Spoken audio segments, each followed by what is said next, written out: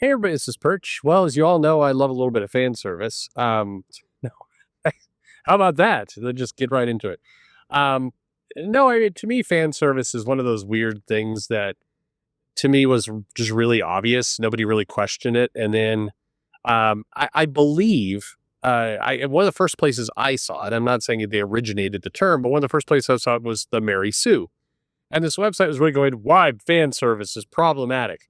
And imagine being that writer early on. This would be like 2012, probably. I don't know. It was early on. And you're the writer of this article. And what you want to write is people getting what they want is bad. Toxic masculinity. I I'm gonna try and make an argument for, hey, when we show women that are healthy and attractive, it actually is it and men like it. That's bad. In superhero comics, because this article is about comics, in superhero comics where you've got superheroes, idealized people who are gods, they should not have good bodies because that shaming fan service, right? What? Imagine being that person, like writing that article. You'd have to be a psychopath or just hate your job. Like I want you to picture you're sitting at a desk and it's like, all right, well, it's my first day at the Mary Sue. I've got to write an article. And the article we want you to write is why giving people things they like is bad. Where do you go with that? You like go down the street, you drink a little bit. You're like, all right, maybe if you get too many good things, it interrupts your development as a creative. I don't know. Fuck it. Masculinity, toxic.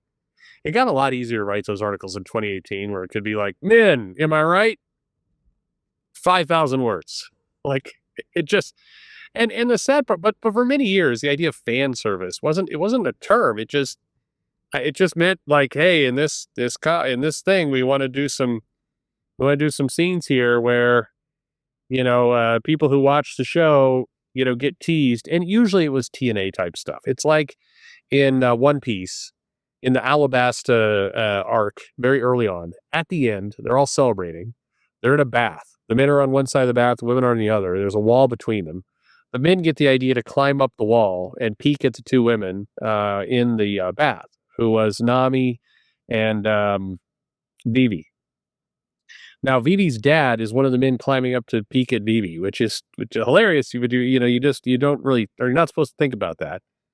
He's also the king, which makes it funny and stupid. But the whole thing was designed to be funny and stupid. And so they stand up to peek, and then Nami does the Nami punch, or the happiness punch, where she basically just kind of, looks at them with her top off. And she's so pretty, or the breasts are so amazing, it knocks them off the wall and they get nosebleeds and they're like, it's too good. And that's the joke. And, and One Piece is a series where they will spend, it's like, hey, have you ever wondered how Luffy got his red shirt that he wears and a lot of the things? Well, get ready. That's a 20 part flashback arc. Here you go. And like half of every episode is a recap of a previous episode. Like it's a lot of people are like, I can't get into One Piece. It's too daunting. But I'm like, do you realize the episodes are only like 12 minutes long? Maybe even less than that. Because once you fast forward through the gigantic ass recap, and then if you just kind of, I don't suggest this. I enjoy you watch the whole thing, but you could kind of just randomly skip 5 episodes at a time, and it's like, oh, Luffy's still fighting Don Flamingo here, so we'll see how this goes. Anyway, but it just happened. These things were not a big deal, and suddenly they were a big deal. Anyway, I did a video about this. Here's a mail talking about fan service. We'll answer it. It says, hello, Perch. A couple months ago, you did a video answering if fan service in comics would help the industry or not. Obviously, it would. But my real question is, didn't we essentially have that option through Top Cow Comics with Witchblade, Madame Mirage, Tomb Raider, and others? Plus Aspen Comics with Fathom, Soulfire, and basically the whole line. I know today Dynamite has Road Sonia, Vampirella, and Deja Taurus, the chick from John Carter. The chick from John Carter. That should be the name of the comic.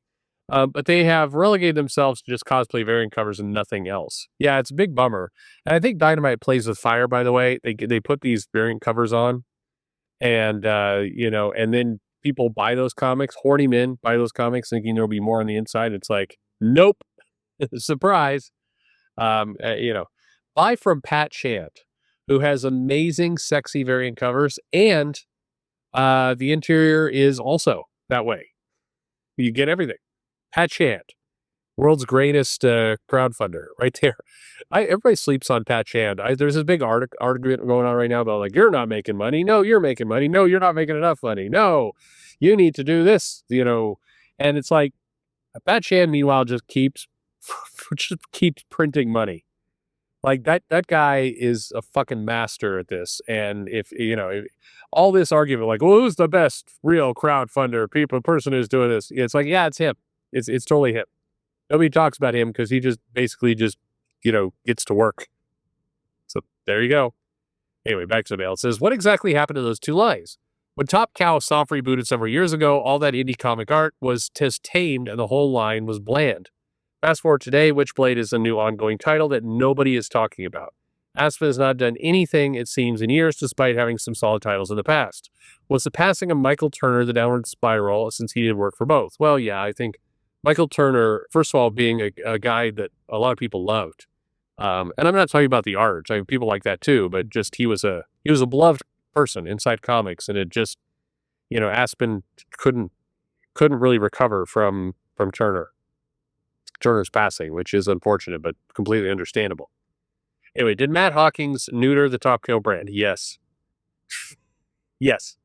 To me, it just seems weird that we have two pretty prominent lines of comics where people could get their eye candy fixed, but now have some level of competent storytelling. Now it's just safe art with not much story to make up the lack of quality. Any thoughts? Thanks in advance.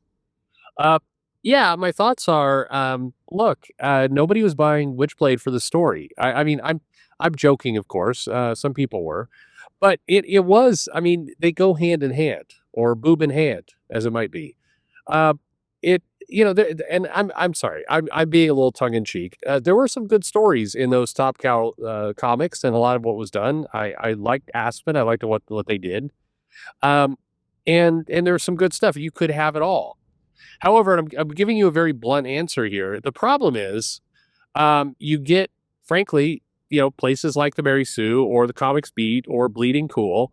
And if you put out a comic that is TNA fan service, you will get side eye. And those people, in particular, Heidi McDonald, Rich Johnson, and then some of the people over at AIPT will do the same. And, and then eventually what George Marston got over in Newsarama, if he, wakes up enough to do comic news, they'll all come at you.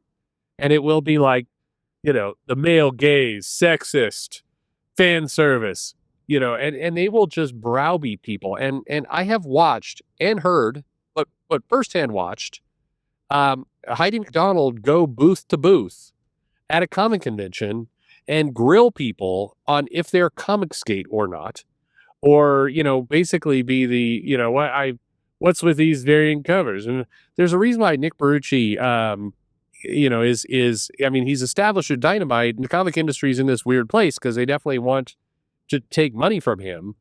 But at the same time, it's like, we don't really like your TNA comics. And, if you're really wanting to do something right, you need to make it right. The comics industry, in this respect, runs like a dumb, retarded mafia filled with like Ned Flanders. That is how the comic industry often runs. There's a lot of weird, pearl clutching, and what's really sad is the anti-woke crowd lately with their like, oh, it's a gooner. They're down the same path, like Jesus wouldn't like boobs like this. What the fuck are you all doing?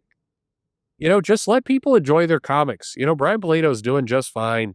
But I've watched Heidi like go from booth to booth and basically give people a second degree on if their comics look too pervy. And you will get kind of the absolute Mean Girls bullshit out of people. Gail Simone has done it. A lot of people they're like, oh, that comic company. Oh yeah. I mean, do they actually, do they have stories, or they just, and you will get the nastiest rumors created out of nothing at companies that do this purely, one, I mean, and this is a whole other video. The comic industry hates people who have not basically paid the ransom and come in and agree to be part of this kind of weird little cabal, which is dumb because these people also shit on each other constantly. This is a full other video, but this industry is insane. But basically, they put so much pressure on companies not to do stuff like this, and just that, like creators aren't going to work. And I'm just waiting for one of these companies, and I don't want you to go full retard, but I want you to go, you know what? We're going to print comics with fan service. That's what we're going to do. Sorry you don't like it. I guess you won't work for our company. More power to you. Have fun. But the companies that decide to buck this trend decide to also go deep into the we can't be stopped. We can't be tamed. You can't tell us what to do. Don't get into a fucking fight. Just be matter of fact about it. Nope, these are the comics we want to make. This is what we're going to do. Frankly, Nick Barucci does that fairly well, even though the Interiors comics could really use more boobs. But anyway, he does it fairly well. And that's the strategy here. Just do what you're going to do. People will come and shit on you. You go, okay, well, thanks, and keep going. Don't passively aggressively do stuff, and you'll want to, because you'll hear these assholes you'll see them come at you. You'll see them doing these little blind items on social media, everything like, oh, too many boobs in this comic. You'll see it all, and you'll really, really, really want to respond. But if you really want to piss them off, you say absolutely nothing. You ignore them and you just keep doing your shit month after month. That's what you do. But the comic industry needs this stuff. I'm not saying every comic. In fact, absolutely not saying every comic. We don't need 50 of these. But yeah, put a couple, get Riley Reid, have her be your muse, and off to the races. By the way, she's posting on Twitter, and holy shit, I'm just saying, it's good stuff. I know. Oh, Gooner Perch. All right, well, fine. I like boobs. Okay, no apologies. Thanks for listening.